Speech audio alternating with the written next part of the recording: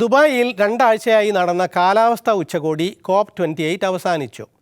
എന്നോ ചെയ്യേണ്ടിയിരുന്ന കാര്യങ്ങളിൽ ചിലതിന് തുടക്കം കുറിക്കാൻ തീരുമാനമായി എന്നത് നേട്ടമാണെങ്കിൽ ഈ ഉച്ചകോടിയും ഒരു വിജയമാണ്.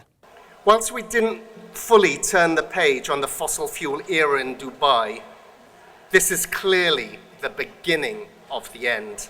This agreement is an ambitious floor, not a ceiling.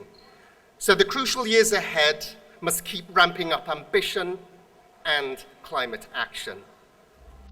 Fossil ഇന്ധനങ്ങൾ ഉപേക്ഷിക്കാനുള്ള നീക്കത്തിൻ്റെ തുടക്കമാണ് ദുബായിൽ നടന്നത്. ഉച്ചകോടി എടുത്ത തീരുമാനങ്ങളിൽ പ്രധാനം ബദൽ ഊർജ്ജ രംഗം കൂടുതൽ ശക്തിപ്പെടുത്തും, നഷ്ടപരിഹാര ഫണ്ട് നടപ്പിൽ വരുത്തും, ഇനിയുള്ള വർഷങ്ങളിൽ കാലാവസ്ഥാ കർമ്മ പദ്ധതിക്ക് വേഗം കൂട്ടിക്കൊണ്ടിരിക്കും തുടങ്ങിയവയാണ്. എന്നാൽ പ്രതിസന്ധി പരിഹരിക്കാൻ ഈ വേഗം മതിയോ എന്ന ചോദ്യമുണ്ട്. കാരണം മുൻ വർഷങ്ങളെപ്പോലെ 2023 കാലാവസ്ഥയുടെ പല റെക്കോർഡുകൾ ഭേദിച്ചത് ആശങ്കയുണ്ടാക്കണം. ഈ വർഷം ലോക ചരിത്രത്തിൽ രേഖപ്പെടുത്തിയ വർഷങ്ങളിൽ വെച്ച് ഏറ്റവും ചൂടേറിയതാണ്. വരുന്ന വർഷം എൽ നീനോ പ്രഭാവം മൂലം ചൂട് ഇനിയും കൂടാൻ സാധ്യതയുണ്ട്. ഗ്രീൻ ഹൗസ് വാതകങ്ങൾ മുമ്പെന്നത്തെക്കാളും വർദ്ധിച്ചിരിക്കുന്നു.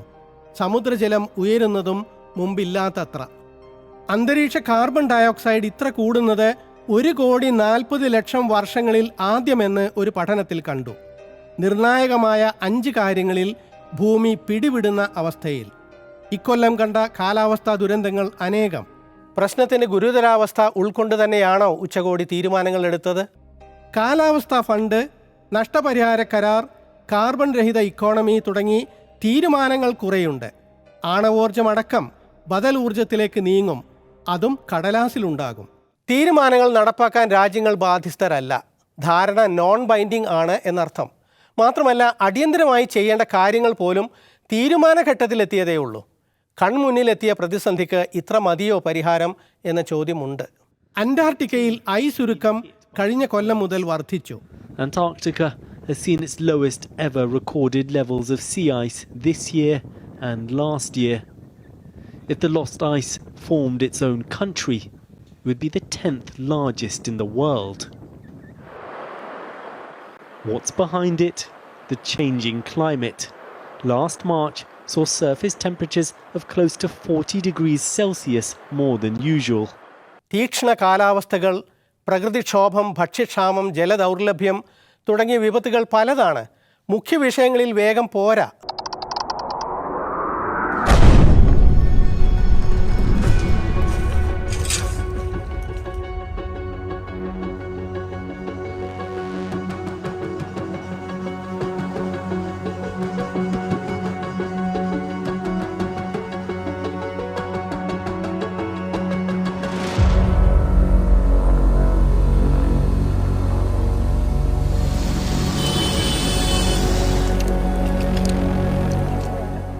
മലിനീകരണം കുറയണം, പരിസ്ഥിതി സംരക്ഷിക്കണം, ഭൂമി ജീവനോടെ നിലനിൽക്കണം. എല്ലാവരും ഇതിൽ പങ്കാളികളാകണം.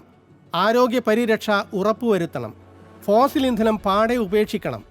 ഇത്തരം ധാരണകൾ, പ്രത്യേകിച്ച് ഫോസിൽ ഇന്ധനം ഇല്ലാതാക്കുന്നതിൽ ആദ്യമായി ഉണ്ടായി എന്നത് COP28 നേട്ടമാണ്. ഒരു എണ്ണ രാജ്യത്തിൽ വെച്ച് തന്നെ എണ്ണവിരുദ്ധ ധാരണ. ആ നിലക്കത് ചരിത്രം തന്നെ. എന്നാൽ വേണ്ടതിലും വളരെ കുറച്ച് ഇത്ര പതുക്കെ നടപ്പാക്കുമ്പോഴേക്ക് കാര്യങ്ങൾ വല്ലാതെ വഷളാകും. ഇങ്ങനെ എടുത്ത അല്പം തീരുമാനങ്ങൾ പോലും നടപ്പാക്കാൻ ആർക്കും ബാധ്യതയില്ലതാനും. എണ്ണ കമ്പനികൾ മലിനീകരണം കുറക്കുമത്രേ. മുൻപും അവരത് പറഞ്ഞിരുന്നു. കമ്പനികൾ വാക്ക് മാറ്റുന്നു എന്നാണ് ന്യൂയോർക്ക് ടൈംസ് ഇപ്പോൾ റിപ്പോർട്ട് ചെയ്യുന്നത്. കാലാവസ്ഥാ ഉച്ചകോടിയിൽ പങ്കെടുത്തവരിൽ കുറേ ഫോസിൽ എണ്ണ വ്യവസായികളാണ്. തീരുമാനങ്ങളെ സ്വാധീനിക്കാനാവും ഇതെന്ന് ആരോപണമുണ്ട്. മറ്റൊരാരോപണം മുൻപേ തീരുമാനിച്ച കാർബൺ കൈമാറ്റത്തെപ്പറ്റിയാണ്.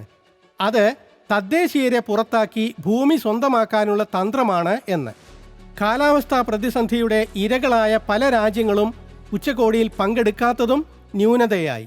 ഏറ്റവും വലിയ വീഴ്ച, ഏറ്റവും വലിയ മലിനീകരണ വ്യവസായമായ യുദ്ധം ചർച്ചയിൽ വന്നില്ല എന്നതാണ്.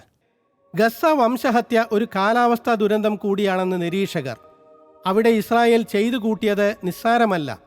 അനേകം ഹിരോഷിമ ബോംബുകൾ, വിഷവാതകങ്ങൾ, വെള്ളം നിഷേധിക്കൽ, കടൽ വെള്ളം അടിച്ചു കയറ്റൽ, ഇതടക്കം പെൻറ്റഗണും ആയുധ കമ്പനികളും ചേർന്ന് സൃഷ്ടിക്കുന്ന മലിനീകരണത്തെപ്പറ്റി പറയാതെ ഒരു കാലാവസ്ഥാ ചർച്ചയും ശരിയാകില്ല.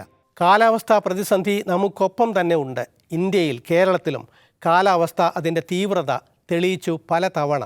തമിഴ്നാട്ടിലും ആന്ധ്രയിലും ഈയിടെ ആഞ്ഞടിച്ചത് മിഷോങ്ങോ അതോ മിഗ്ജാമോ അതോ മിഗ്ജോമോ മിഗ്ജൗമോ എന്നെല്ലാം പേരിനെ പറ്റി സംശയമുണ്ടായാലും അതിൻ്റെ സംഹാരശേഷിയിലോ ഇത്തരം തീവ്ര കാലാവസ്ഥാ ക്ഷോഭങ്ങൾക്ക് കാലാവസ്ഥാ മാറ്റവുമായിട്ടുള്ള ബന്ധത്തിലോ സംശയമുണ്ടാകാൻ ഇടയില്ല.